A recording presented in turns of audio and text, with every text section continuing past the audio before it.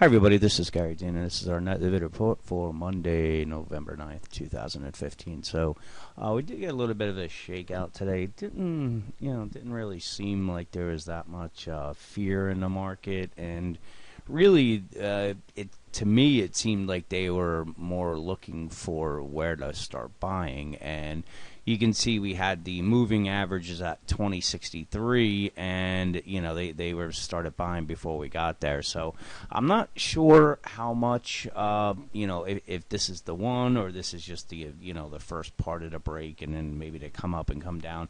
It still would make more sense if at a bare minimum we get down to the 2058. It would make even more sense to come down here. But we're approaching the area that I've been showing you where the bulls would this is, let's just say, the battle area, where if the bulls lose it, then there's a good shot we're coming down to this support area here.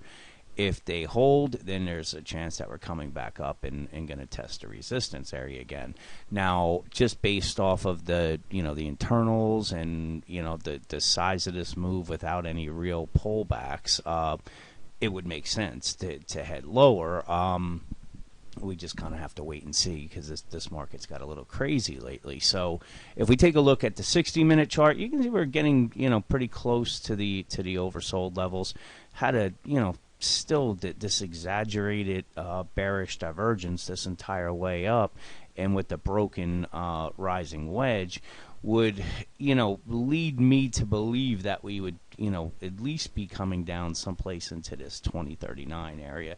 But even a bare minimum, just a 23% retracement brings it down to the 2058. So we didn't even get there. We had people buying the ahead of the moving average before. So that's what's kind of telling me that doesn't really seem like there's a whole lot of fear in this market, and more, it dropped, and then people are just looking for where they should start buying again.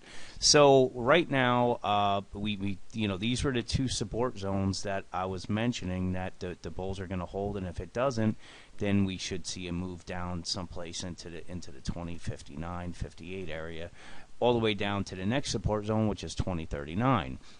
So we're here right now. If the bulls get back above this support line, which is now resistance, then we could see a move up to the 2092 level. But we're not really seeing any bullish divergences. That really hasn't stopped them before from jacking things up.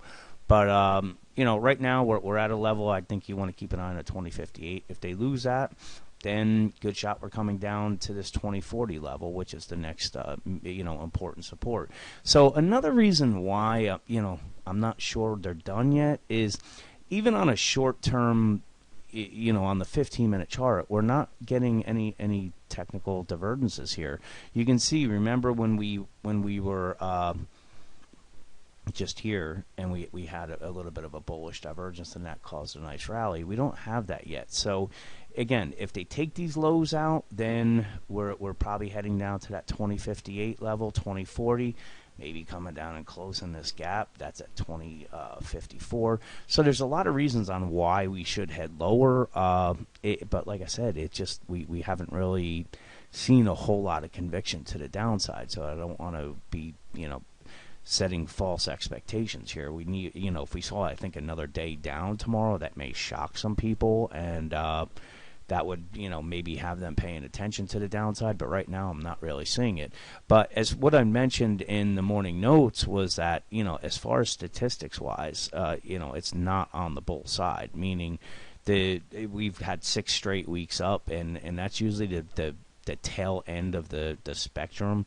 I think there's been a handful of times that we've had 7 straight weeks up, and only a couple that were 8 straight weeks up. So we've done 6, so we're at the tail end of that. So I think this, the drop is going to tell us something.